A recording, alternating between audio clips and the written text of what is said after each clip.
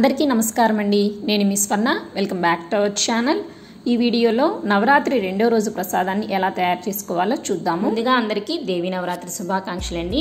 ఈ దేవి నవరాత్రిలో మనం అమ్మవారిని 9 రోజులు 9 రూపాల్లో పూజించుకుంటాము. అలాగే 9 రోజులు 9 రకాల నైవేద్యాలు అనేది సమర్పిస్తూ ఉంటామండి. మొదటి రోజు నైవేద్యమైన కట్టె పొంగల్ని ఎలా తయారు చేసుకోవాలి అనేది ఆల్రెడీ నేను వీడియోని అనేది పోస్ట్ చేస్తున్నానండి. ఎవరైనా చూడకపోతే లింక్ని డిస్క్రిప్షన్లో ఇస్తాను, ప్లీజ్ ఒకసారి చెక్ చేయండి. అలాగే రెండవ రోజు నైవేద్యమైన పులిహోరని ఎలా తయారు చేసుకోవాలని ఈ వీడియోలో మీకు షేర్ చేయబోతున్నానండి.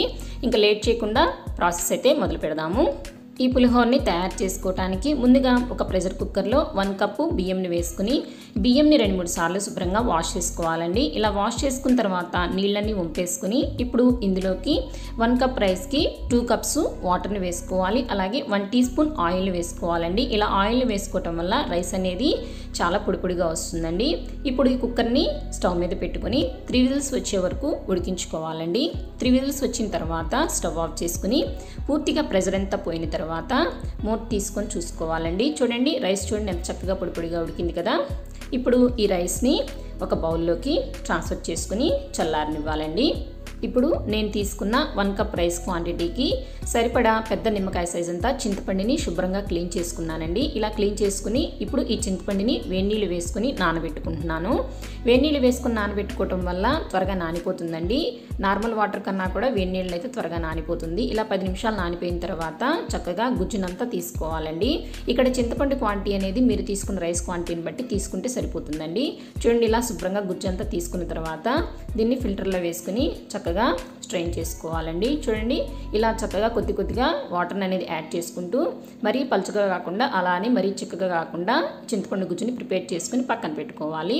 తర్వాత స్టవ్ మీద ఒక ప్యాన్ పెట్టుకుని ఇందులోకి 3 టేబుల్ స్పూన్స్ వరకు ఆయిల్ వేసుకోవాలండి. ఆయిల్ వేడైన తర్వాత 2 టేబుల్ స్పూన్ల వరకు పల్లీలు వేసుకుని 1 నిమిషం పాటు ఫ్రై చేసుకోవాలి.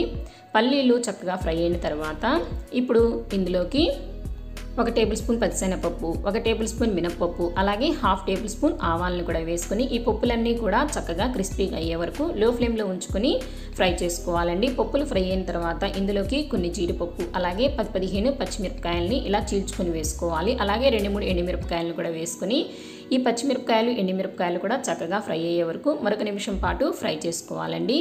తర్వాత ఇందులోకి 1/4 టేబుల్ స్పూన్ వరకు పసుపు, అలాగే కొద్దిగా ఇంగును వేసుకుంటే పులిహోర ఫ్లేవర్ అనేది చాలా బాగుంటుందండి. అలాగే ఫ్రెష్గా 2-3 కరివేపాకు రెమ్మలను కూడా వేసుకుని ఇలా పోపు అంతా చక్కగా ఫ్రై అయిపోయిన తర్వాత ఇప్పుడు ఇందులోకి మనం ముందుగా తీసి పెట్టుకున్న చింతపండు గుజ్జుని, అలాగే రుచికి సరిపడినంత ఉప్పు, 1 టేబుల్ స్పూన్ వరకు తురుముకున్న బెల్లాన్ని వేసుకోవాలండి. ఇలా అన్నీ వేసుకున్న తర్వాత మొత్తం అంతా ఒకసారి కలిసే విధంగా కలుపుకొని మూత పెట్టుకొని లో ఫ్లేమ్లో చింతపండు గుజ్జు దగ్గర పడి ఆయిల్ అంతా సపరేట్ అయ్యే వరకు ఉడికించుకోవాలండి. ఇక్కడ చూడండి, చక్కగా చింతపండు గుజ్జు దగ్గర పడిపోయింది, అలాగే ఆయిల్ కూడా సపరేట్ అయిపోయింది కదా. ఇప్పుడు స్టవ్ ఆఫ్ చేసుకుని దీన్ని చల్లారనివ్వాలి.